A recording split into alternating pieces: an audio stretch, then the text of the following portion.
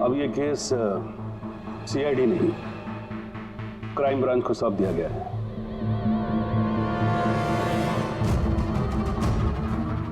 अब भी सफाई में कुछ कहना चाहते हो?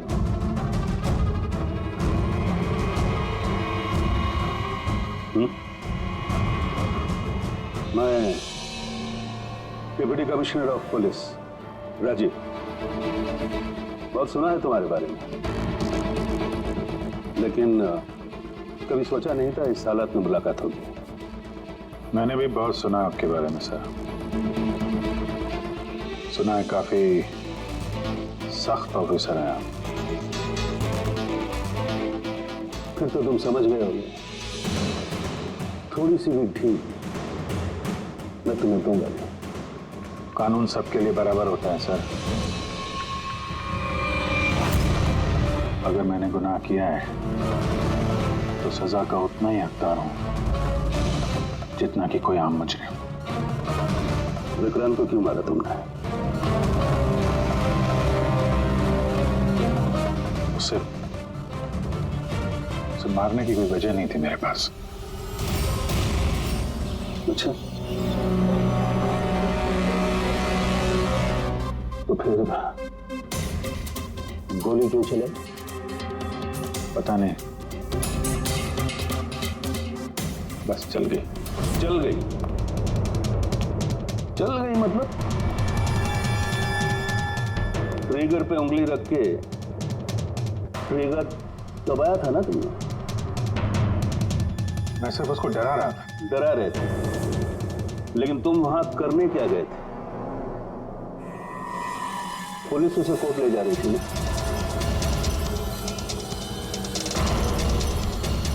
मेरे वहां होने की वजह जानने के लिए आपको सर मेरा और विक्रांत का इतिहास जानना होगा। बसों से 36 का आंकड़ा चल रहा है हमारा। कई बार वो मेरे हाथ आते आते रह गया, लेकिन इस बार मैंने उसे पकड़ लिया।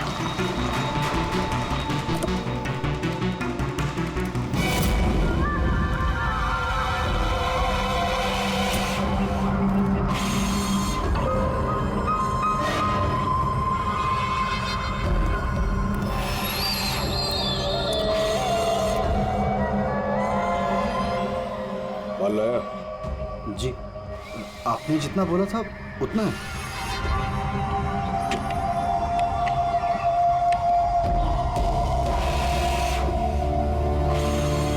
गुड। अगला कंसाइनमेंट अगले महीने की 5 तारीख को। जी। पैसे? गाड़ी में।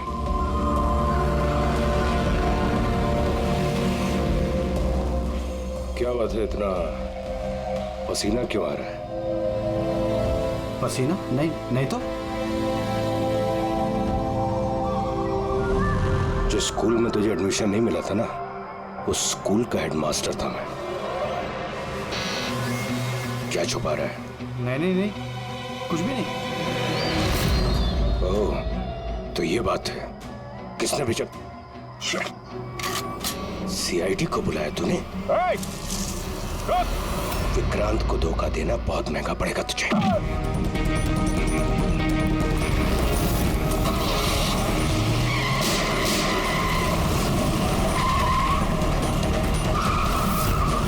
और इस तरह इस बार तुम उस तक पहुंच ही गए। हाँ, लेकिन हमेशा की तरह इस बार भी विक्रांत के नसीब में जेल की सलाखें नहीं लिखी थी। नामी गिरामी अपराधी विक्रांत ने सरकारी गवाह बनने का फैसला कर लिया है। वो मकरंद के खिलाफ अदालत में सारे सबूत देगा और इसके बदले अदालत उसकी सजा काफी हद तक माफ कर देगी। इन अपराधियों को पकड़ने के लिए हम लोग दिन रात एक कर देते हैं, अपने खून पसीना बहाते हैं। क्या इसलिए कि अदालत उनको दोबारा जुर्म करने के लिए छोड़ दे? अब अदालत को दोष मत दो अभिजीत। वैसे भी मकरंद के खिलाफ उनके पास ज्यादा सबूत थे नहीं, और हमारा काम मुजरिमों को पकड़ना है, ना कि उनकी सजा तय करना। यार, तो तुमको क्या लगता है, इसको छोड़ना सही है? अब सही तो नहीं है, पर हम लोग क्या कर सकते हैं, हैं?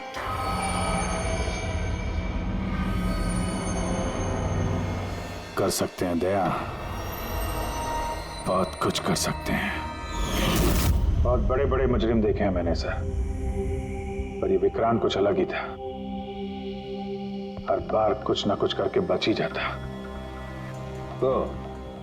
तो इस बार उसका बच निकलना तुम्हें मंजूर नहीं था, क्यों? यही बात है ना? ठीक समझा। इसलिए जब मुझे पता चला कि इस केस का इंचार्ज मेरा पुराना दोस्त मुरली है, तो विक्रांत से मिलना है मुझे। यार सिर्फ 10 मिनट। अभिजीत, तुम ये जानते हो कि ये मुमकिन नहीं है। This doesn't fit into any kind of protocol. मैं तुम्हें परमिशन नहीं दे सकता। परमिशन? वो आरती याद है तुम्हें? बीकॉम सेकेंड ईयर की स्टूडेंट, कैसे तड़पा के मारा था उसने। किसने परमिशन दी थी उसे ऐसा करने के लिए? और वो 80 साल की बूढ़ी औरत जिसे आंख से दिखता नहीं था, उसके हाथ पांव काट दिए थे उसने। एक 8 साल के बच्चे तक को। अभिजीत, मैं उसकी पूरी केस हिस्ट्री को जानता हूं। फिर तुम ये भी जानते होगे किसी भी जेल में 15-20 दिन से ज्यादा नहीं टिकता ये विक्रांत। यार मेरा उससे मिलना बहुत जरूरी है। एक लड़की का किडनैप हो गया, पिछले 2 महीने से नहीं मिल रही है। सिर्फ विक्रांत जानता है कहां है वो। यह लड़की की जिंदगी का सवाल है, समझो यार, सिर्फ 10 मिनट। ठीक है, लेकिन सिर्फ और सिर्फ 10 मिनट। तो इस तरह तुम विक्रांत की कैंप तक पहुंचे, लेकिन तुम्हें तो सिर्फ उस लड़की के बारे में जानना था ना? ये सब कैसे हो? ये सच है सर, मैं सिर्फ लड़की के बारे में जानने गया था। मगर 5 मिनट का टाइम दे रहा हूं, दिमाग पे जोर डाल ले और अच्छी तरीके से हिला ले। आरजू कहाँ है? आरजू? कौन सी आरजू? किसकी आरजू? मैं नहीं जानता किसी आरजू को। वही लड़की जिसे तूने किडनैप कर रखा है। ओह सॉरी, भूल गया था। कहाँ रखा उसे? जानता अभिजीत, पिछली बार भी मैंने एक लड़की को किडनैप किया था, फिर भूल गया था। फिर अचानक 2 महीने के बाद मुझे याद आया, तो फिर जाकर देखा कि उसकी लाश कुर्सी से बंधी हुई थी और उसकी लाश पर मक्खियां भिनभिना रही थी। और अब आरजू का भी वही हाल होने वाला है। ऐसा कुछ नहीं होगा।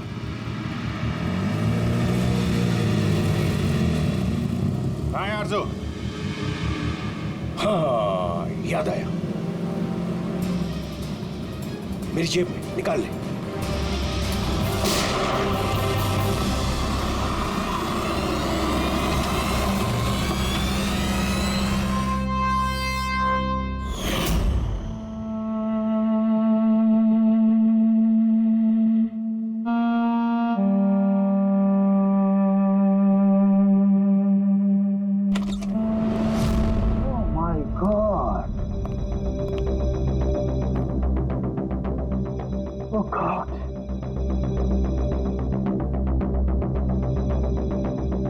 मुझे तुम जैसे जिम्मेदार ऑफिसर से ये उम्मीद नहीं थी मुरली। तुम्हारी निगरानी में ये हो कैसे गया? कैसे? हाउ? गलती मुरली की नहीं, मेरी है। सब मेरी वजह से हुआ।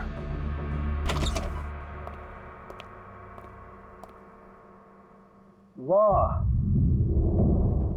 वाह, क्यों एसपी साहब, बड़ा गर्व हो रहा होगा आपको। तो इतिहास में पहली बार किसी सीआईडी ऑफिसर के हाथों खून हुआ है, और वो भी एक सरकारी गवाह का। चैन साहब, आपको जो कुछ कहना है मुझे कहिए। अपराध मैंने किया है। तुमसे नहीं, एसीपी प्रद्युमन से ही बात करूंगा, क्योंकि अगर सीआईडी की नाक कटती है, फाइनली सारी जिम्मेदारी प्रद्युमन के कंधे पर ही आती है। इसलिए तुमसे ही बात करूंगा।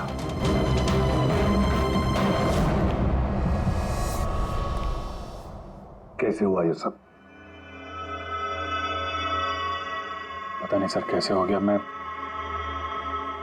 तो सिर्फ उसे गन दिखा के डरा रहा था सर। गोली चलाने का कोई इरादा नहीं था सर मेरा। अच्छा अच्छा अच्छा अच्छा अच्छा अच्छा अच्छा, तो तुम सिर्फ गन दिखा रहे थे, हाँ?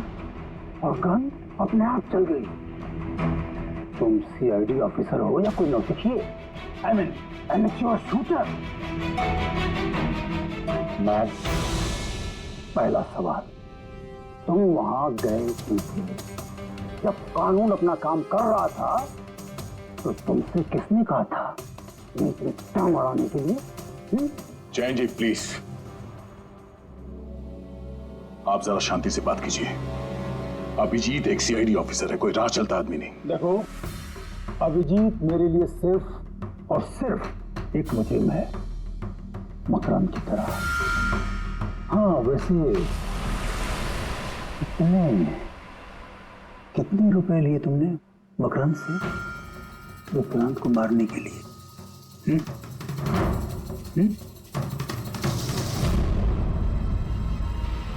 अगर तुम एक वकील ना होते और मैं एक सीआईडी ऑफिसर नहीं होता तो ये सवाल तुम्हें बहुत भारी पड़ता। Oh really?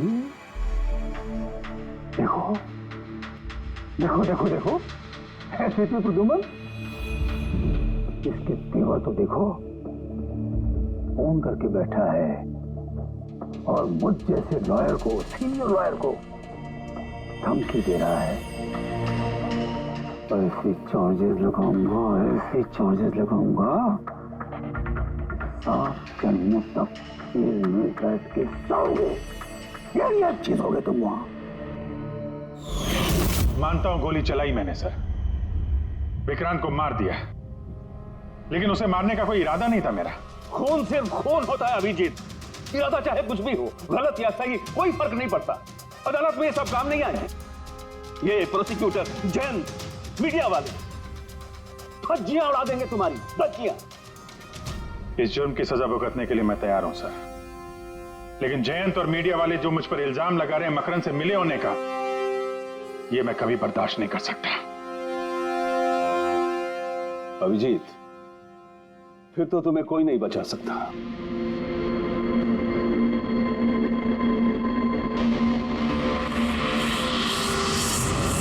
सारे सबूत और गवाह अभिजीत के खिलाफ है।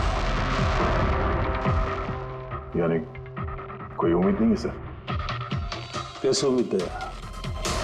अभिजीत ने खुद कन्फेस किया है कि गोली उसी ने चलाई।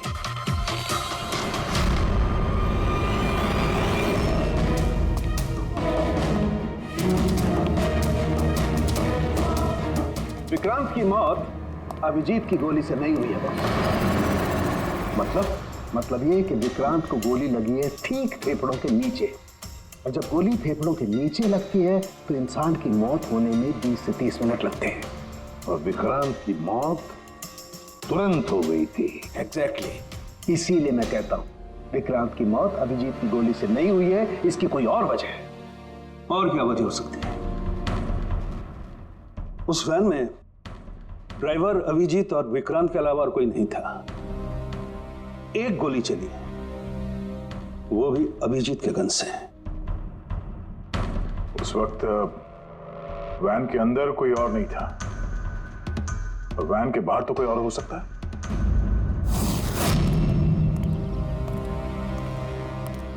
अभिजीत, उस वक्त गाड़ी के बाहर कोई था जिस वक्त गोली चली?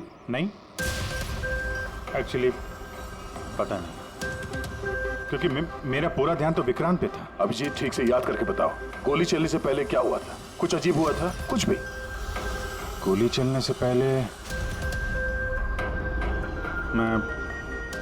मैं विक्रांत से बात कर रहा था और हाँ, अचानक वैन को झटका लगा, गाड़ी हिल गई और विक्रांत भी थोड़ा गिर गया और मेरा भी संतुलन बिगड़ गया और गोली चल गई। एक मिनट, झटका लगा? किस तरह का झटका? जैसे सड़क पे अचानक से कोई गड्ढा आ गया, पूरी वैन हिल गई।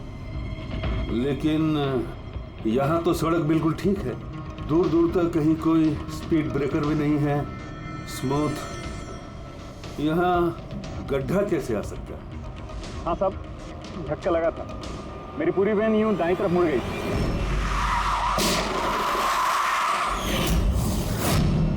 स्टीयरिंग खुद ब खुद घूम गया। हाँ साहब। ये कैसे हो सकता है? साहब ये तो मुझे भी पता नहीं चला कैसे हो गया। इससे पहले कि मैं वैन को संभाल पाता, पीछे से गोली चलने की आवाज आ गई।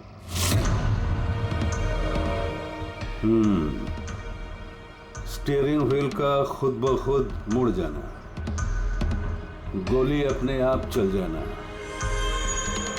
सड़क पे कोई गड्ढा भी नहीं है।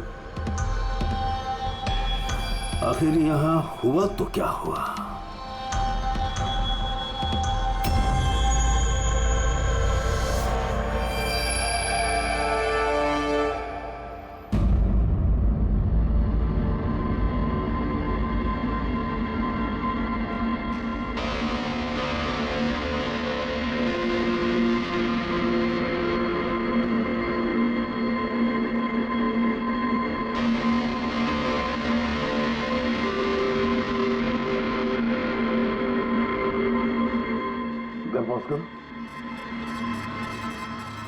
ये देखो, जब ये हादसा हुआ तो ये काली एसयूवी, ये काली गाड़ी उस वैन के बगल में से पास हुई। मतलब सर विक्रांत का खूनी शायद इसी गाड़ी में। हाँ, हो सकता है। सर, ये गाड़ी कहीं रुकी नहीं सर, ये सीधे सीधे चली गई और दूसरी गोली की आवाज भी नहीं आई। और एक बात नोटिस की तुम लोगों ने, 11:17 पर वो काली गाड़ी पास हुई वैन के बगल से, और एग्जैक्टली 11:17 पर विक्रांत की घड़ी भी बंद हो गई। हाँ सर, अभिजीत की घड़ी भी 11:17 को ही बंद हुई थी। हाँ, ये दोनों घड़ियों का एक साथ बंद होना और इस कार का ठीक 11:17 पे वहां से गुजरना, ये संजोग नहीं हो सकता। बिल्कुल सर, बिल्कुल सही कहा आपने, ये कोई संजोग हो ही नहीं सकता।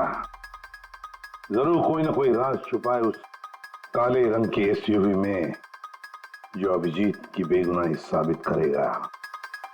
तो यहाँ इस फुटेज में इस गाड़ी का नंबर तो दिख नहीं रहा है। इस जगह से 5 किलोमीटर दूर सर टोल नाका है, वहां के सीसीटीवी फुटेज से शायद इस कार की डिटेल मिल जाए। हाँ।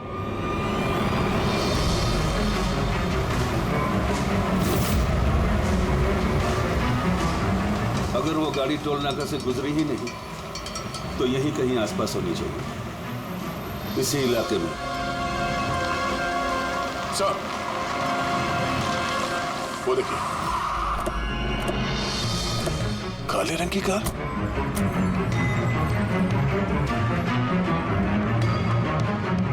Oh no. फ्रेडी, जरा आगे चेक करो।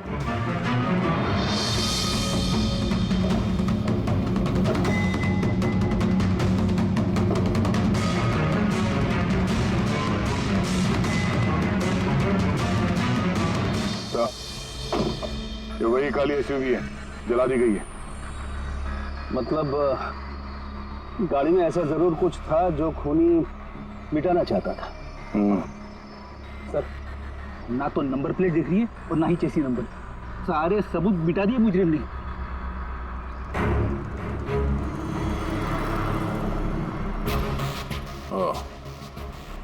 बड़ी एक काम करो, जरा आसपास पूछताछ करो, देखो किसी ने यहाँ पे कुछ देखा है क्या। अरे सुनो, ये जली हुई गाड़ी के बारे में कुछ बता सकते हो क्या? जी नहीं। हाँ? ये देखिए, सीट के नीचे ये डिवाइस पड़ा था। Electric device. हाँ सर, उनके क्या डिवाइस है, कुछ पता चला? हाँ बस, पता तो चल गया है, लेकिन इसे अच्छी तरह से समझाने के लिए मुझे एक डेमो देना पड़ेगा आप लोगों को। मान लीजिए कि ये विक्रांत है और हम इसे मारना चाहते हैं, लेकिन हम इसके करीब नहीं जा सकते, तो फिर इसे कैसे मारा जाए? कैसे? डॉक्टर सारूखी, हमें पता होता तो आपके पास क्यों आते? प्लीज आगे बताइए। हाँ, बताता हूं।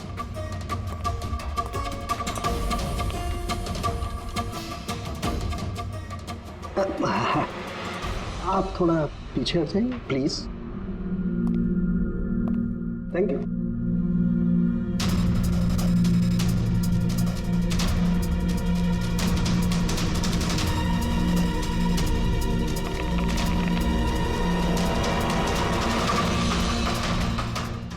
देखा आपने? बॉस बिना नजदीक जाए इसे ऐसे मारा जा सकता है। ये आपने किया कैसे सर? क्योंकि जैसे ही हमें इस डिवाइस के बारे में पता चला, हमने विक्रांत के पुराने मेडिकल रिपोर्ट्स मंगवाए जेल में से। ये स्कैन 2 महीने पुराना है और ये वाला स्कैन ये हमने कल रात को लिया उसके मरने के बाद।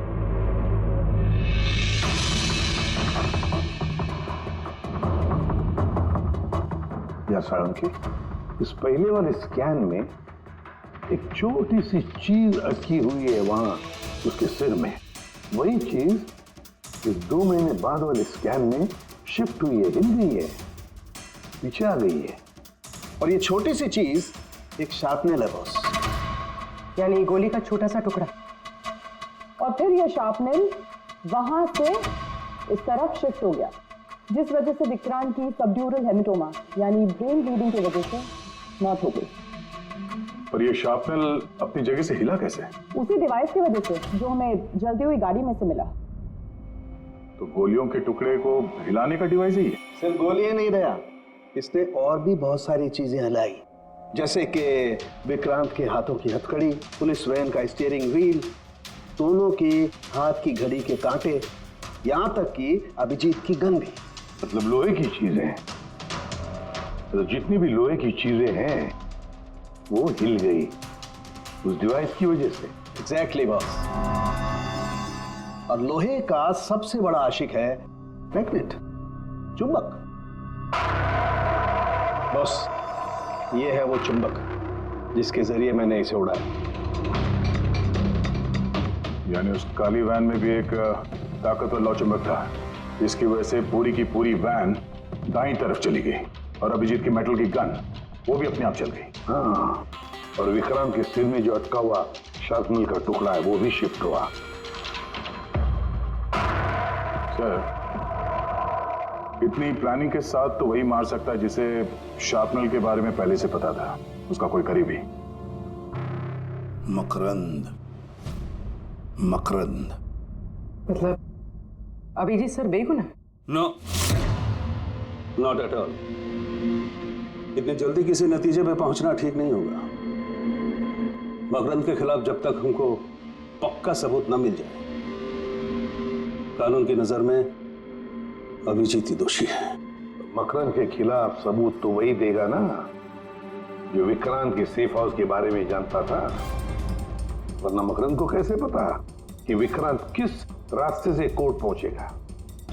और विक्रांत की खुफिया जानकारी सिर्फ मुरली और उसके बाकी साथियों के पास थी। आप लोग ऐसा सोच भी कैसे सकते हो सर कि हम में से कोई गद्दारी कर सकता है? जितने ईमानदार आप लोग हैं ना, उतने ईमानदार हम लोग भी हैं। विक्रांत को कहां और कौन से सेफ हाउस में रखा गया था ये सिर्फ आप लोग जानते थे और कोई नहीं। ये सच है ना? हाँ सर, नहीं पता थी। यहाँ तक हमारे घर वालों को पता नहीं थी, तो फिर हम बाहर वालों पे क्यों इल्जाम लगाएंगे? शायद पैसों के लिए किसी ने मकरंद को यह जानकारी दी हो। प्लीज साहब, हम भी पुलिस वाले हैं, जान की बाजी हम भी लगाते हैं। आप इस तरह इंफॉर्मेशन कहीं ना कहीं से तो लीक हुई है मकले। हाँ सर, एक्चुअली मैं भी वही सोच रहा हूँ, क्योंकि सेफ हाउस में 24 घंटे सीसीटीवी कैमरे लगे हुए थे, तो अगर भी कोई बाहर वाला अंदर नहीं आ सकता। क्या कहा आपने? चाहकर भी कोई बाहर वाला अंदर नहीं आ सकता? हाँ सर। झूठ! बाहर वाला कोई भी अंदर नहीं आया था। हाँ? क्यों? I am sorry sir, actually Jain ji कभी कभी आते थे। कभी कभी जैन जी आते थे? Yes sir. और कभी कभी जैन जी किस लिए आते थे? क्योंकि जैन जी मकरंद को हर हालत में जेल तक पहुंचाना चाहते थे। अच्छा, तो कहीं ये जयंती वो गद्दार तो नहीं है? वैसे भी कुछ ही दिनों में रिटायरमेंट होने वाला था, आखिरी केस था उनका। सोचा होगा संन्यास लेने से पहले थोड़े बहुत पैसे बना लो। सर, हाँ सर, वाकई जयंत ने काफी पैसे बनाए। अभी 10 दिन पहले इसने पुणे में 10 करोड़ का फार्म हाउस खरीदा है। क्या? हाँ सर, ये रहे उस पार्टी के फोटोग्राफ।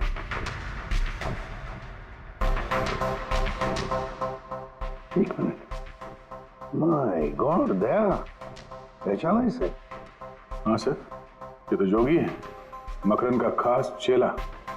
जोगी, मकरंद का खास चेला, और वो भी जयंत की पार्टी में।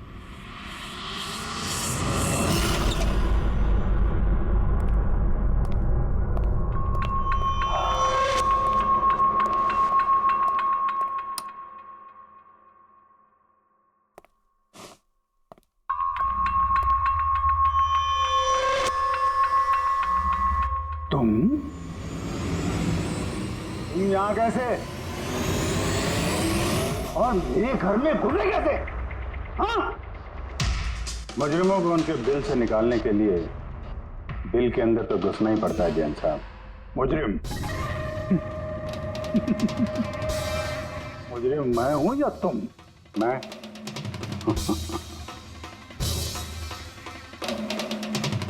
लेकिन ये तस्वीर, ये कुछ और ही कहानी कह रही है।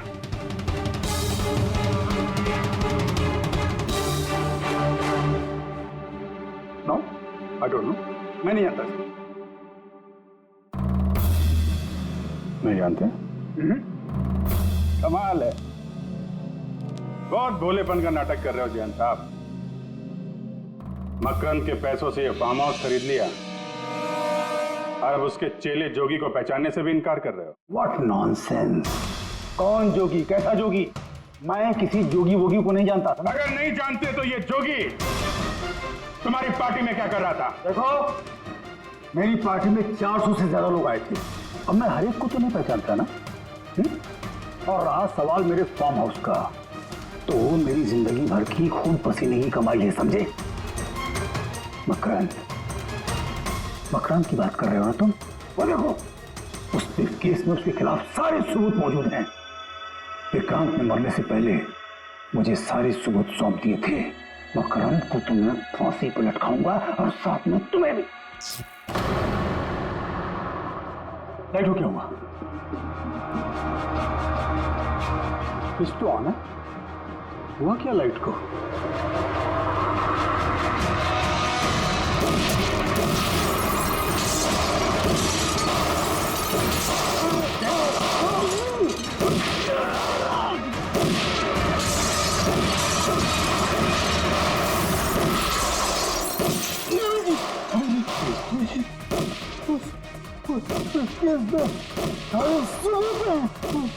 मकरंद के हाथ नहीं आना चाहिए। जैन जी,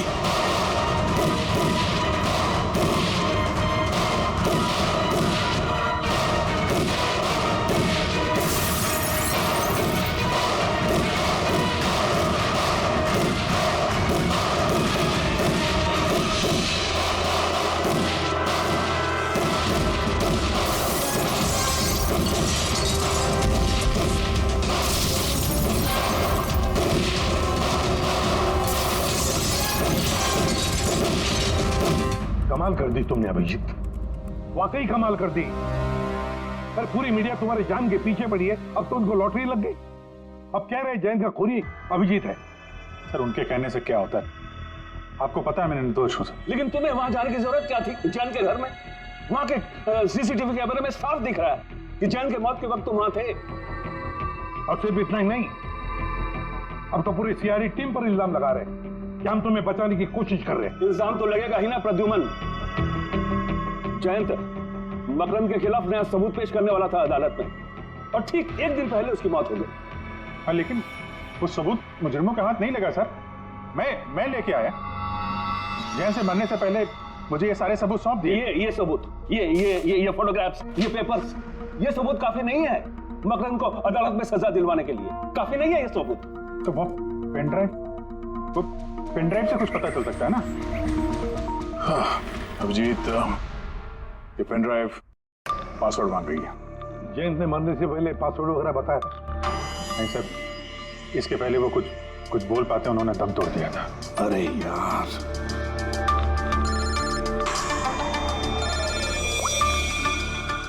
हेलो, हाँ पूर्वी। अच्छा, ओके, ठीक है, चल। पता चल गया जोगी को जैन जी की पार्टी में कौन लेके गया था। कौन लेके गया था? खुद जैन जी की पीए सोनल।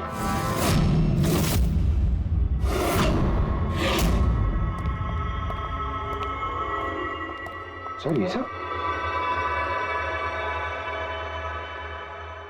सोनल, सोनल, पूरी तेरा ऊपर चेक कर।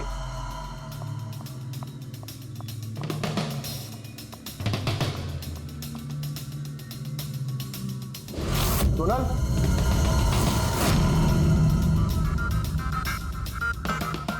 सर अभी तो कोई भी नहीं। सर कोई नहीं होगा। तो सोनल गई कहाँ?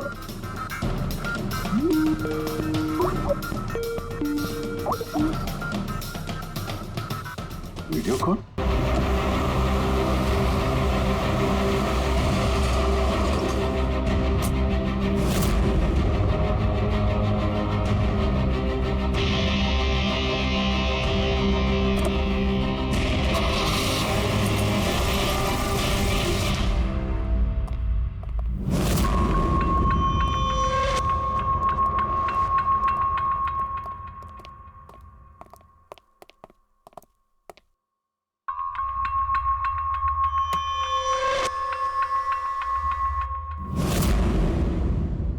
Welcome, welcome Abhijit.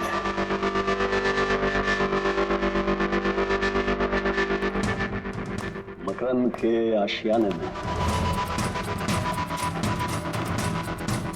तुम्हारा स्वागत है।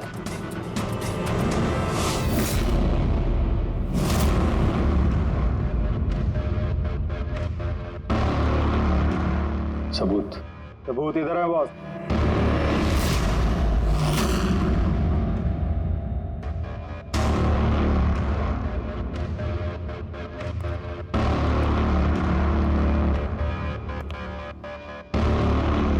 मकरंद, सबूत तुम्हें मिल चुका है, अब सोनल को जाने दो। यस। वैसे भी वो कहते हैं ना कि मरने वाले की अंतिम इच्छा अधूरी नहीं रहनी चाहिए। सोनल को बुलाओ।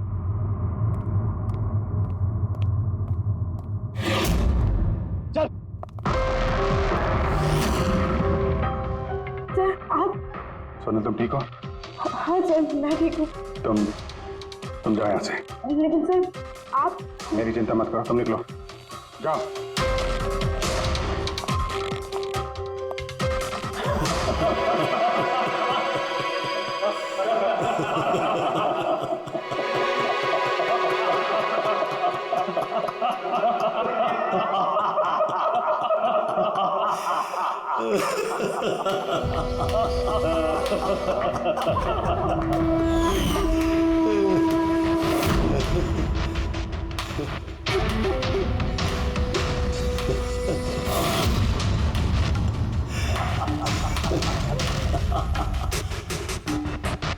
सोनल, तुम भी मानते हो ना मेरे दिमाग को? तुम सीआईडी वालों को भी मैंने चकमा दे दिया।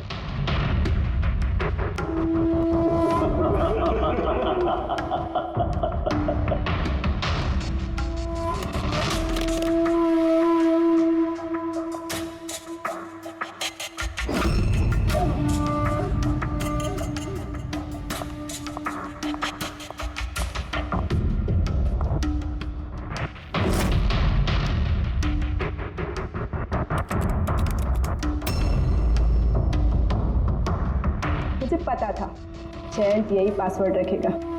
मकरम will die. Now, stop conversation. Start the operation.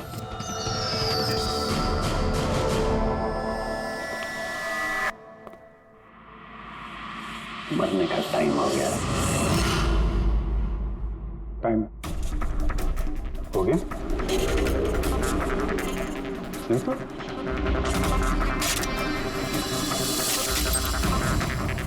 Oh magnet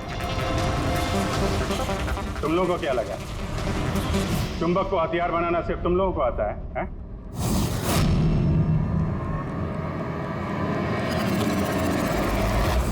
इस ब्रीफकेस में वैसा ही चुंबक है जैसा तुम लोगों ने उस गाड़ी में लगाया था विक्रांत को मारने के लिए। मकरंद, खेल खत्म तुम्हारा।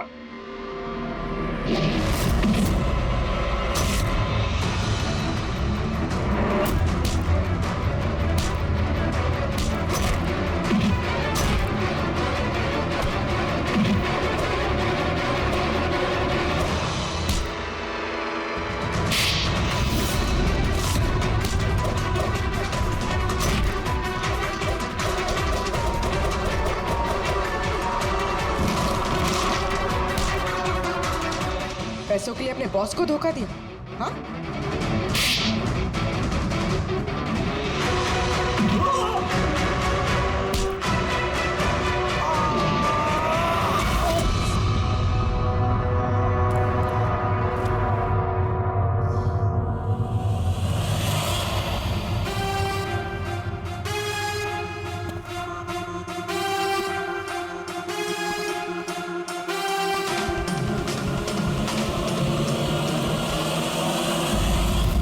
Morning sir. Congratulation Abhijeet, finally तुम पर लगे सारे इल्जाम आज धुल ही गए और एक बार फिर उसी गर्व के साथ तुम सीआईडी की ड्यूटी ज्वाइन कर सकते हो। Thank you sir. सर, हमने आरजू को बचा लिया सर। मकरंद के साथियों को पता था कि विक्रांत ने उन्हें कहाँ कैद करके रखा था, पर सर जयंत जी का सपना पूरा नहीं हो पाया मकरंद को जेल भेजने का। चलो जो भी है, all well that ends well.